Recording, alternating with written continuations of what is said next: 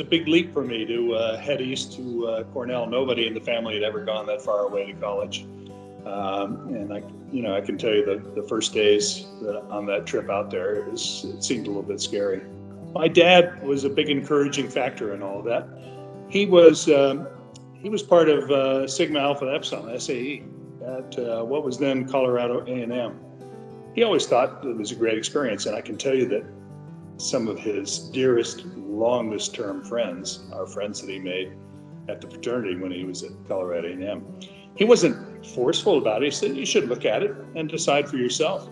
He wasn't at all, pushing SAE or any other particular fraternity. He just said, take a look. It was good for me. Maybe it'll be good for you. But I was impressed with the Alpha Phi chapter of Sigma Chi because it was the most diverse chapter that I'd seen.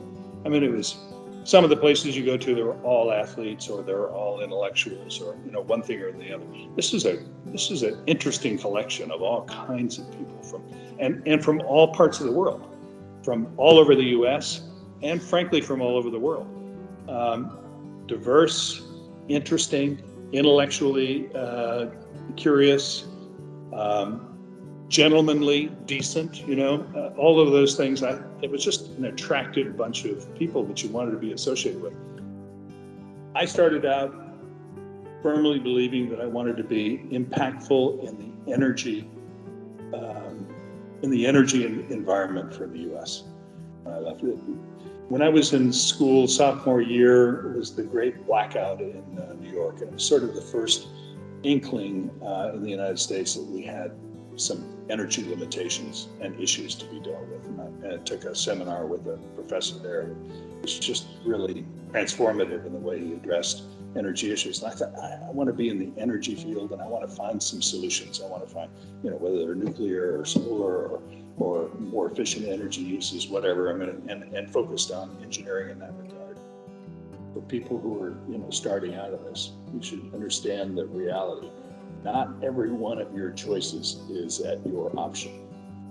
One of the things we used to say at One Equity Partners is that everyone who was a partner in this private equity firm had been fired at least once from the job. Fired or the job disappeared or what have you. So things are going to change in your career, possibly not at your option, right? And so the measure of your success in your career is where do you go from there? How do you adapt? How do you recover from that?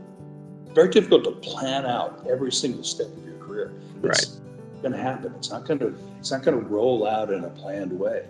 You're going to be faced with either unintended or intended decisions along the way, and you're going to have to take up those opportunities along the way. So when those opportunities come, think about what you can learn in the next job, what skills you can acquire and perfect, what network, how your network is going to expand in the next job, and then fourth, think about what compensation you're going to be, because this is a marathon, not a sprint. And you may not make the money that you expect to make until well late into your career, but it's all going to be based on everything that you've built until that time.